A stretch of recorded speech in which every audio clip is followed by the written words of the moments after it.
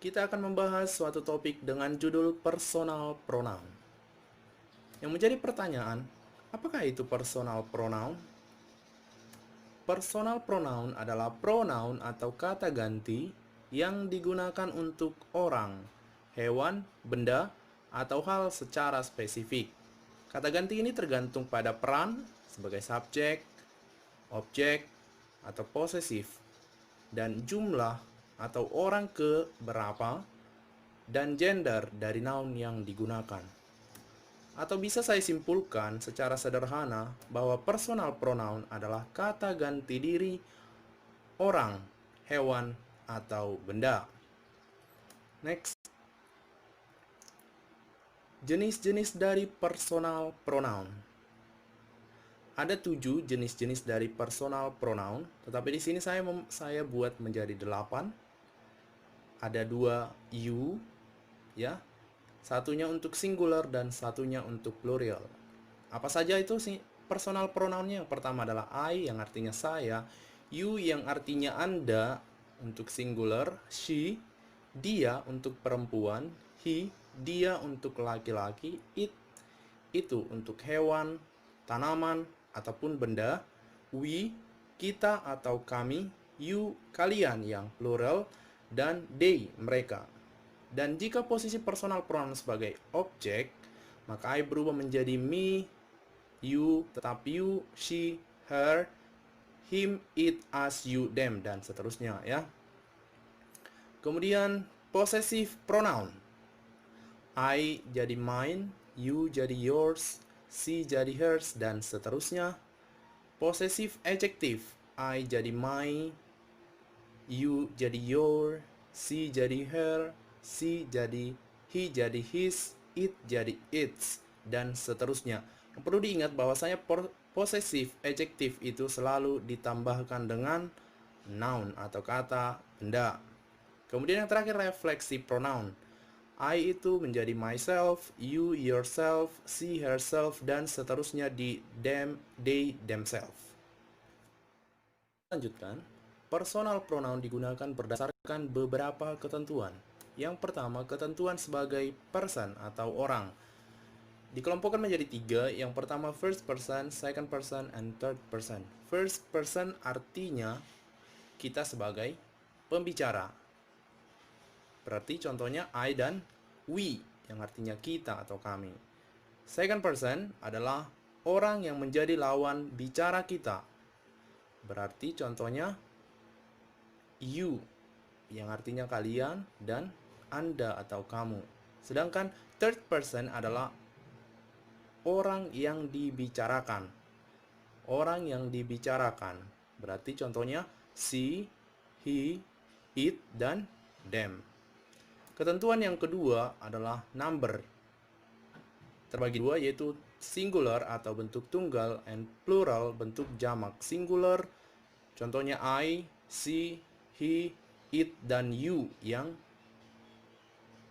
single. Kemudian untuk plural contohnya you yang artinya kalian, we, kita atau kami, they, mereka.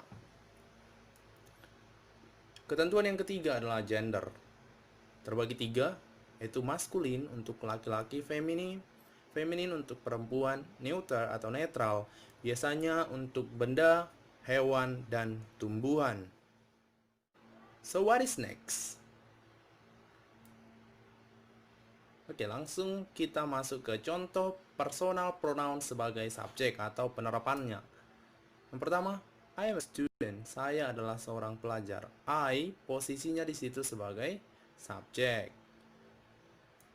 Yang kedua, you are so beautiful. Anda sangat cantik.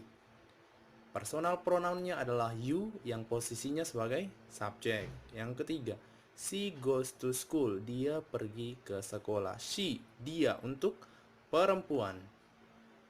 She adalah personal pronounnya yang berposisi sebagai subjek.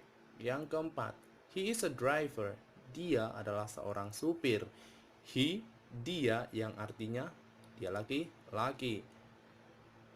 It has 355 page. Itu terdiri dari 355 halaman. Itu di situ refers to menggantikan kata benda, yaitu buku.